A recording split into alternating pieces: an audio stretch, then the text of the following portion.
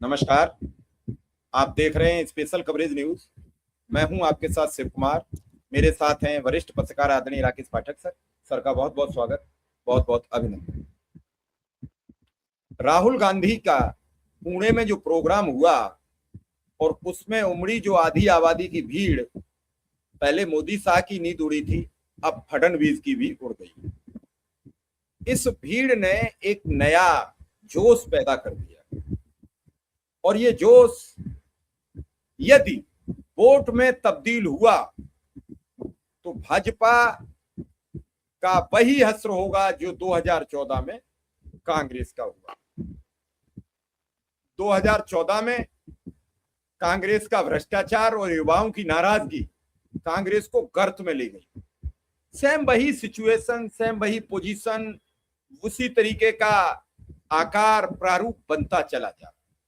मैं बहुत समय आपका नहीं लूंगा, मैं सीधा सर के पास पहुंचूंगा।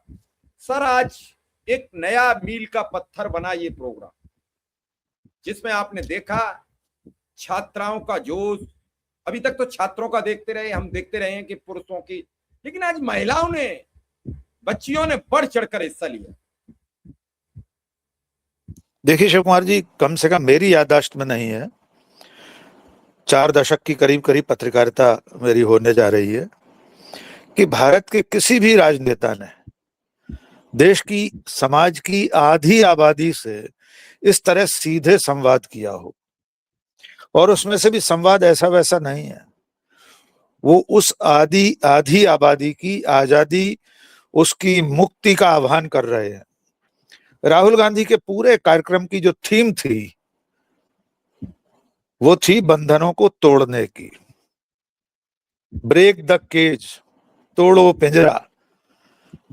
और इसके बारे में बात करते हुए राहुल गांधी ने मनुस्मृति से लेकर नरेंद्र मोदी तक सब पर बहुत करारा प्रहार किया है। और इसमें सबसे बड़ा प्रहार है भारत के समाज में जो सदियों से, सहस्त्राब्दियों से चली आ रही पितृसत्ता है, उस पर राहुल गांधी ने इन सब के ऊपर ब्रह्मास्त्र चला दिया है। आज उनके भाषण का एक एक हिस्सा, उनकी कही गई एक एक बात कम से कम इस देश की आधी आबादी के सीधे सीने में उतरने वाली है।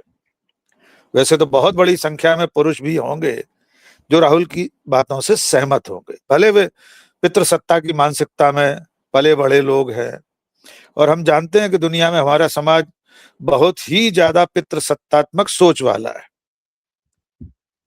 आगे हम बात करें राहुल गांधी का, सबसे पहले वो हिस्सा सुन लेते हैं उनके भाषण का, उनके संवाद का।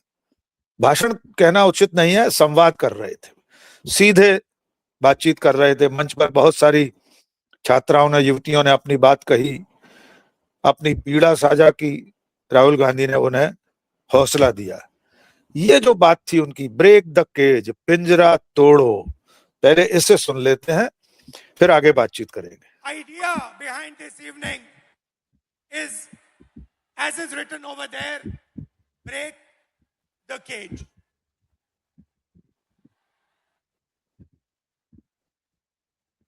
I'd first like to remind you of one thing. Can I do that? Now, all of you in your lives must have been told many things, nice things, bad things. Many of you must have felt scared. You feel scared sometimes on the street? You do? But I want you to remember one thing. If there's one thing that you remember from this evening, it is this: that every single one of you is unique in this universe. If I was to look for any one of you, I will not be able to find a replica of that person. You are unique, you are special, you're individual, and you have your own dream, your own vision for your life. Am I right or am I wrong? I'm right. देखिए देखिए राहुल गांधी ये कह रहे हैं, महिलाओं से सीधी बात कर रहे हैं कि ब्रेक द केज। जिस पिंजड़े में आपको कैद रखा है समाज ने, परिवार ने, पितृसत्ता ने, उसे तोड़ दो। और साथ में भी ये कह रहे हैं, याद रखिए इस दुनिया में आप जैसा कोई दूसरा नहीं है। अगर मैं आप में से किसी एक को देखूं तो आपका कोई दूसरी प्रतिरूप में कोई दूसरा व्यक्ति नहीं है, आपका रेप्लिका कोई नहीं है। आप सबसे अलग हैं, आप खास हैं, आपकी अपनी पहचान है, आपके अपने सपने हैं, अपनी सोच है और भविष्य को गढ़ने का आपका हक है। किसी के बनाए पिंजरे में मत रहिए, उसे तोड़िए और अपनी उड़ान खुद तय कीजिए। ये बहुत बड़ा संदेश है। देखिए हमारे समाज में जिस तरह से सदियों से युवतियों को, महिलाओं को, लड़कियों को घर से लेकर समाज के बाहरी परिवेश में जिस तरह रखा जाता है, जिस तरह उन पर पाबंदियां होती हैं, बहुत विस्तार से राहुल गांधी ने बात की है। कई छात्राओं ने अपनी पीड़ा साझा की है कि अगर वे 1 महीने के लिए घर से बाहर रहें तो उनके साथ घर में क्या सलूक होता है। हम उन शब्दों को भी नहीं दोहरा सकते जो उस युवती ने मंच से दोहराए हैं। यहां तक कहा गया कि अगर 1 महीने काम से भी अगर बाहर रहे कोई युवती तो घर परिवार के लोग प्रेगनेंसी टेस्ट कराने तक की बात करते हैं। एक छात्रा ने कहा कि पुरुष या युवक सुंदर स्मार्ट लड़कियों से शादी करना चाहते हैं, मुझ जैसी लड़की से नहीं करेंगे। राहुल गांधी ने कहा कि आप यकीन मानिए आप बहुत सुंदर हैं। पर जो पिंजरा तोड़ने वाली बात थी उससे मुझे एक बात याद आती है, सूर्यकांत त्रिपाठी निराला की कविता, महाकवि निराला, महाप्राण निराला, उनकी एक कविता है मुक्ति। बिल्कुल राहुल गांधी ने जो कुछ कहा है निराला जी ने अपनी कविता में कह दिया था। तोड़ो तोड़ो तोड़ो कारा, कारा कारावास पिंजरा, तोड़ो तोड़ो तोड़ो कारा, पत्थर की निकलो फिर गंगा जल धारा, गृह गृह की पार्वती पुनः सत्य सुंदर शिव को संवारती, उर उर की बनो आरती, तोड़ो तोड़ो तोड़ो कारा, भ्रांतों की निश्चल ध्रुव तारा, तोड़ो तोड़ो तोड़ो कारा। राहुल गांधी ने इस देश की आधी आबादी 70 करोड़ महिलाओं से, युवतियों से कह दिया है कि अपने अपने पिंजरे को तोड़कर बाहर आ जाओ। और जब इस देश की ये नारी शक्ति, स्त्री शक्ति इस कारा को तोड़ देगी, इस पिंजरे को, इस कैद को, इस बंधन को तोड़ देगी, तो समाज में कितनी सकारात्मक शक्ति देश के काम के लिए आगे आ जाएगी। आप आज की थीम देखिए, हम चाहेंगे कि वे राहुल गांधी का जो प्रेजेंटेशन था उसमें मंच पर जो पोस्टर्स चल रहे थे, ये देखिए पितृसत्ता को तोड़ो, सबसे पहले तो वही था पोस्टर की मनुस्मृति लौट आई है। इसकी भी बात हम आगे करेंगे, उन्होंने किस तरह मनुस्मृति का जिक्र किया और साथ साथ उन्होंने पितृसत्तात्मकता पर हमला किया, जिसका पोस्टर हम देख रहे हैं। ये सबसे पहला था पिंजरा तोड़, और उसके बाद मनुस्मृति लौट आई है। फिर पितृसत्ता 70 करोड़ अनोखे सफर पर उन्होंने आह्वान कर दिया कि आप सब हमारे साथ आए। आदर्श नारी, इस भ्रांति से निकालने का भी आह्वान राहुल गांधी ने निकलने का आह्वान किया है कि आदर्श नारी की अवधारणा क्या है, क्यों उसे अलग से आदर्श होने की जरूरत है, उससे समाज में बराबरी का दर्जा क्यों नहीं होना चाहिए। हम चाहेंगे कि मनुस्मृति वाला हिस्सा एक बार दर्शक सुन लें। आप कैद कर दी गई हैं, ये पूरी थीम थी आज की, और सबसे करारी चोट की है उन्होंने नरेंद्र मोदी के ऊपर। ये हिंसा की कीमत चुकानी पड़ती महिलाओं को, इस पर भी उन्होंने बात की है। तो अगर पहले हम राहुल गांधी का वो मनुस्मृति को लेकर जो बयान है वो सुनवा देते हैं। मनुस्मृति का माइंडसेट, महिलाओं को दबाने का माइंडसेट, और मैं थोड़ी छोटी सी वीडियो आपको दिखाना चाहता हूं और फिर इसके बाद आपसे एक सवाल पूछना चाहता हूं।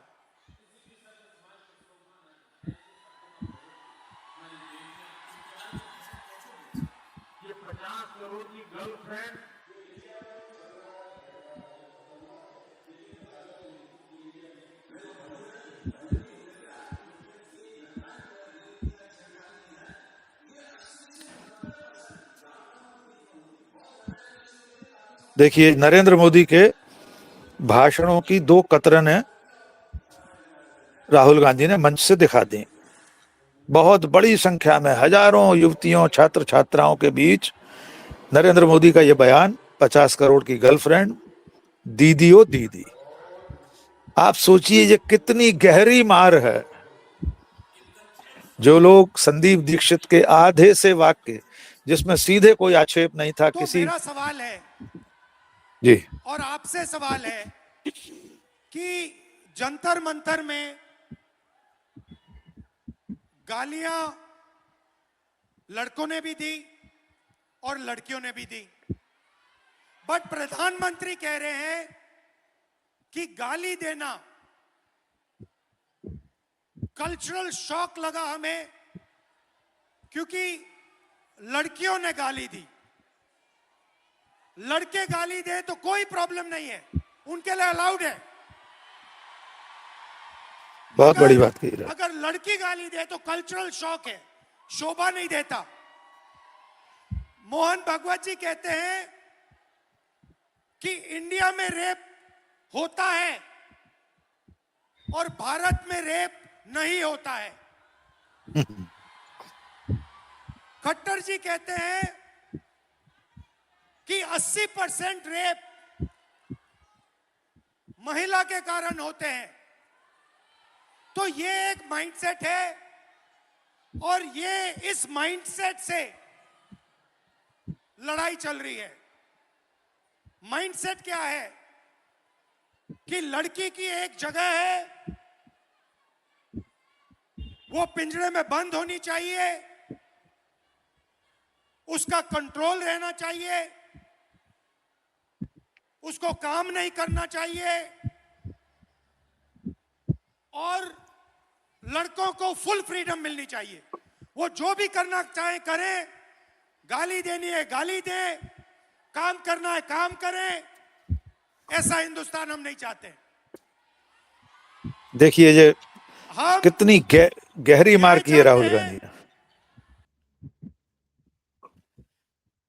राहुल गांधी ने देखिए मनुस्मृति का जिक्र किया, नरेंद्र मोदी के 2 भाषण का एक एक वाक्य सुनवा दिया, 50 करोड़ की गर्लफ्रेंड और दीदी ओ दीदी, मनोहर लाल खट्टर का बयान याद दिला दिया, मोहन भागवत का बयान याद दिला दिया।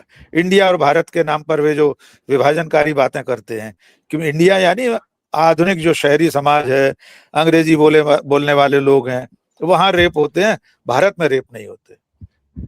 तो राहुल गांधी ने देखा जाए तो पूरे संघ परिवार की बखिया उधेड़ दी और ये जो मनुस्मृति लौट आई है। राहुल गांधी ने मनुस्मृति का एक उल्लेख अंश उद्धृत करते हुए बताया, बचपन में स्त्री अपने पिता के अधीन होती है, युवावस्था में पति के अधीन, पति की मृत्यु के बाद बेटों के अधीन, स्त्री को कभी स्वतंत्र नहीं होना चाहिए।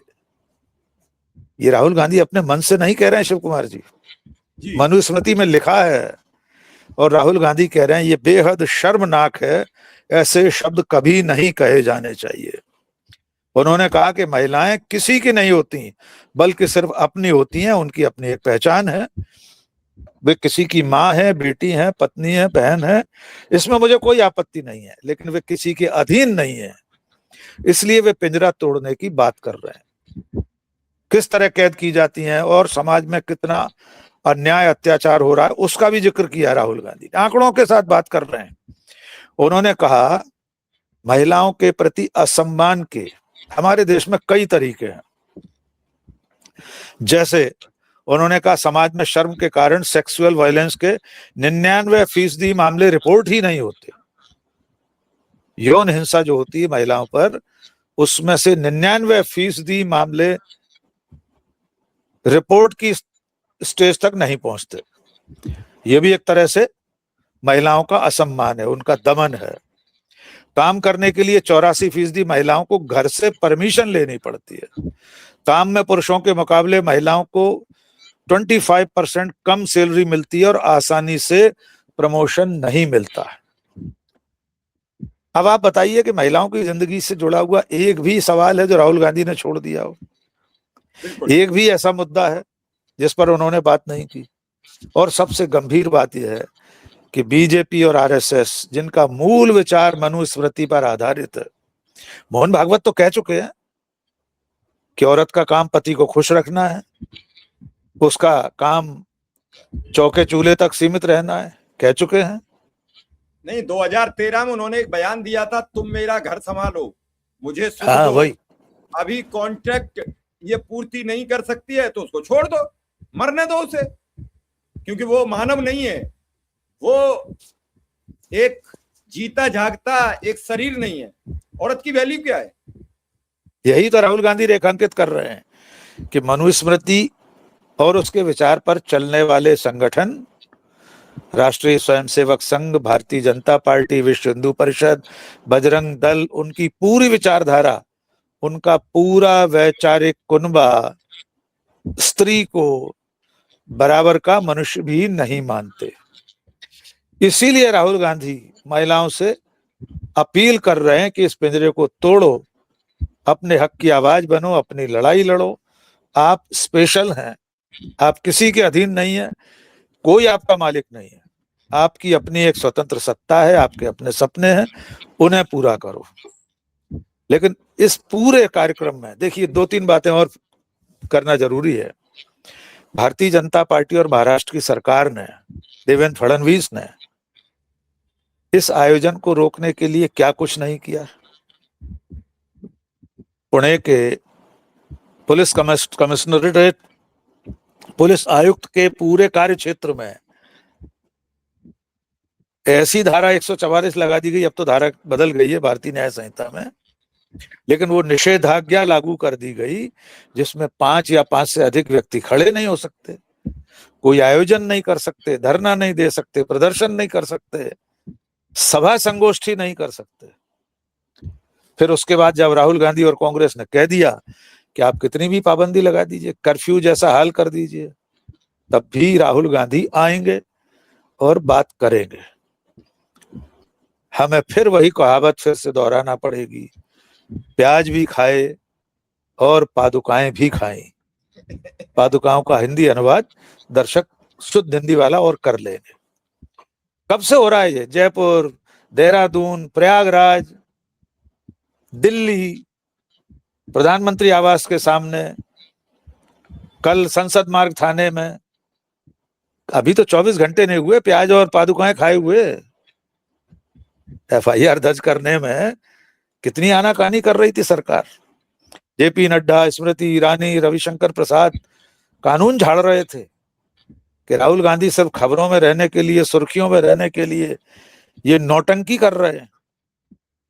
रविशंकर प्रसाद कह रहे थे कि राहुल गांधी अराजकता पैदा करना चाहते हैं। एफआईआर हो ही नहीं सकती क्योंकि सुप्रीम कोर्ट की जांच समिति बन गई है।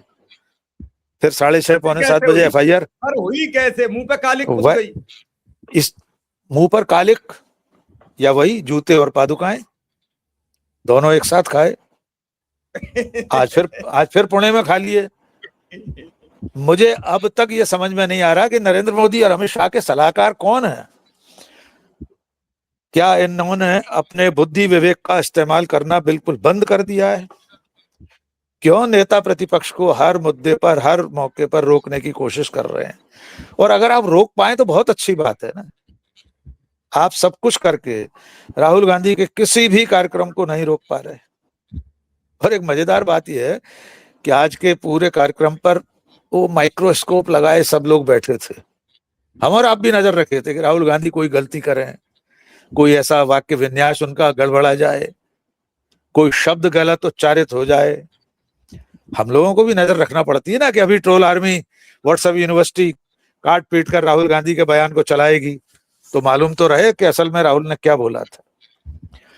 आज के कार्यक्रम में एक शब्द, एक वाक्य ऐसा नहीं राहुल गांधी ने कहा जिस पर बीजेपी हल्ला मचा सके।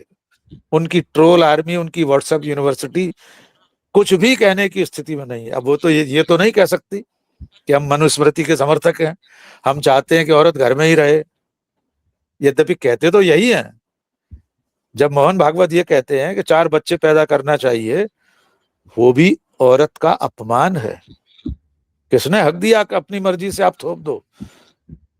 औरत 4 बच्चे पैदा करे और खुद क्या करेंगे? स्वयं सेवक तो 1 बच्चा पैदा नहीं कर रहे।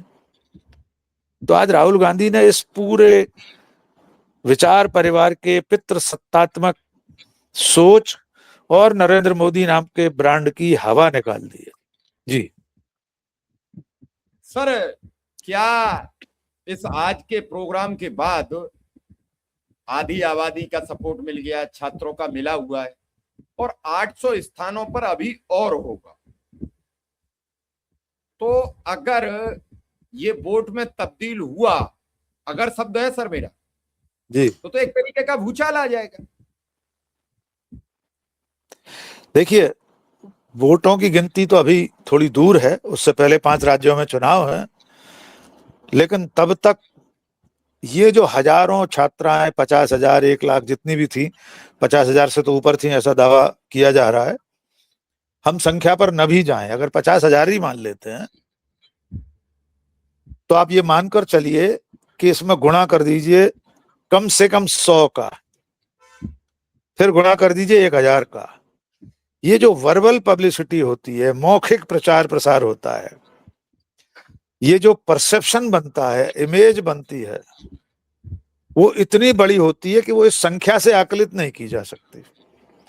ये 50,000 लड़कियां अपने घर लौटेंगी, इनके घर में इनकी माँ होंगी, इनके और नाते रिश्तेदार महिलाएं होंगी, इनके घर में जो पितृसत्ता वाले प्रतिनिधि होंगे, इनके पिता, इनके पति, इनके भाई, इनके बेटे, अगर इसमें से विवाहित भी होंगी बहुत सारी, ऐसा नहीं हो सकता कि सभी युवतियां अविवाहित हैं। और हम ये मान लेते हैं कि 100% अविवाहित थी, तब भी ये अपने घरों में जाकर, अपने कॉलेजेस में, अपनी यूनिवर्सिटी में, अपने नाते रिश्तेदारों के बीच, कॉफी हाउस में, रेस्टोरेंट में बैठकर महीनों तक राहुल गांधी के इस संवाद की चर्चा करने वाली हैं।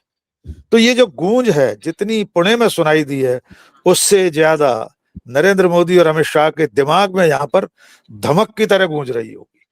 देवेंद्र फडणवीस तो बहुत मामूली हैसियत में महाराष्ट्र के मुख्यमंत्री हैं। ये चुनौती राहुल गांधी कोई महाराष्ट्र की सरकार या देवेंद्र फडणवीस को थोड़ी दे रहे हैं, वे तो सीधे नरेंद्र मोदी की नींद उड़ाने की बात कर रहे हैं, जो उन्होंने उस दिन कहा था रचनात्मक कांग्रेस में कि हम नरेंद्र मोदी को सोने नहीं देंगे। और कितनी बारीक बात कही उन्होंने कि नरेंद्र मोदी को छात्राओं के गाली देने से कल्चरल शॉक लगा, लड़कियों के गाली देने से उन्हें इतना बड़ा झटका लगा। इसका अर्थ यह था कि लड़कों के गाली देने से उन्हें कोई आपत्ति नहीं।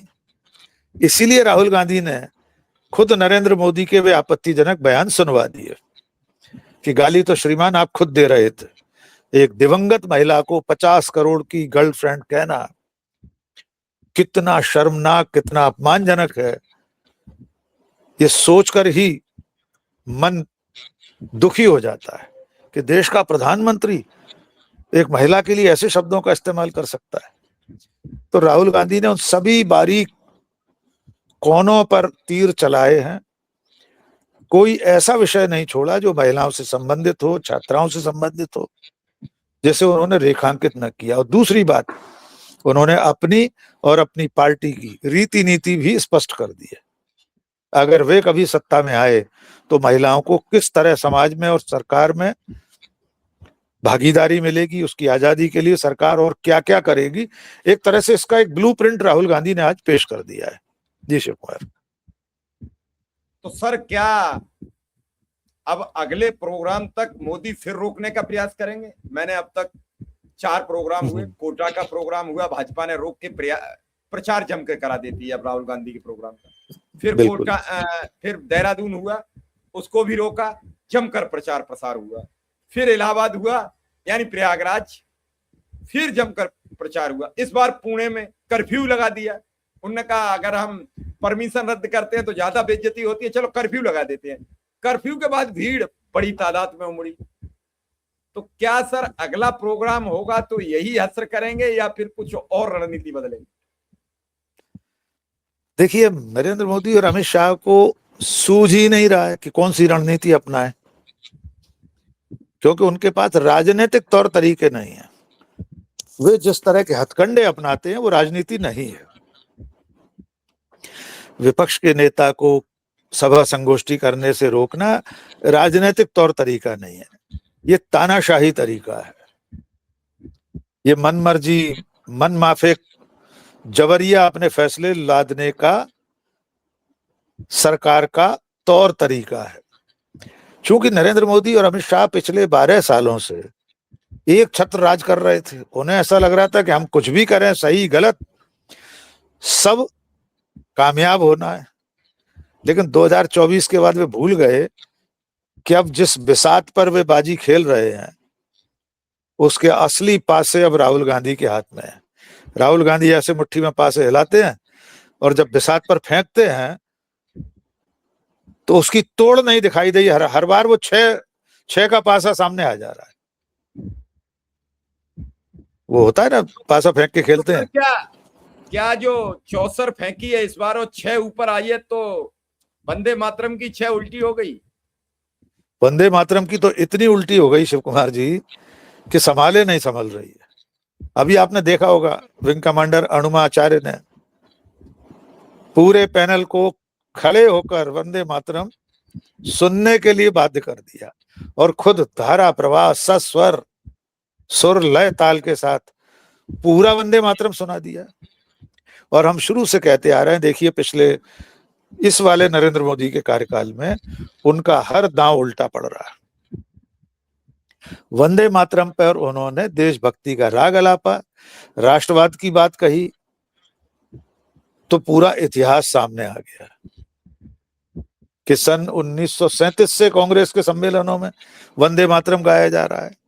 उसके ये 2 छंद गुरुदेव रविन्द्रनाथ टैगोर, महात्मा गांधी, नेताजी सुभाष चंद्र बोस, पंडित जवाहरलाल नेहरू ऐसे लोगों की सहमति से मंजूर हुए थे। सरदार तो पटेल क्या ये सरदार पटेल, तो अब अमित शाह जो कह रहे थे ना कि देशद्रोही हैं वे लोग जो पूरे छंद नहीं गा रहे हैं, तो क्या अमित शाह गुरुदेव रविन्द्रनाथ टैगोर से लेकर सरदार पटेल तक जिनका सबसे ज्यादा बाजा बजाते हैं, डीन जिनके नाम की बीन बजाते हैं, उन सबको भी देशद्रोही कहेंगे?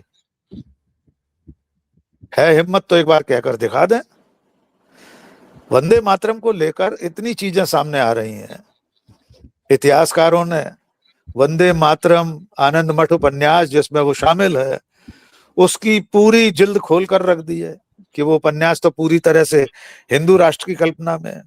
बंकिम चंद्र ने अंतिम पृष्ठों में अंग्रेजों की आराधना की, अंग्रेजों की स्तुति की है कि अंग्रेज आए हैं, इनकी सत्ता है तो इनकी वजह से अब सनातन का उद्धार होगा, इनको यहीं रहना चाहिए, इनसे अब नहीं लड़ना है।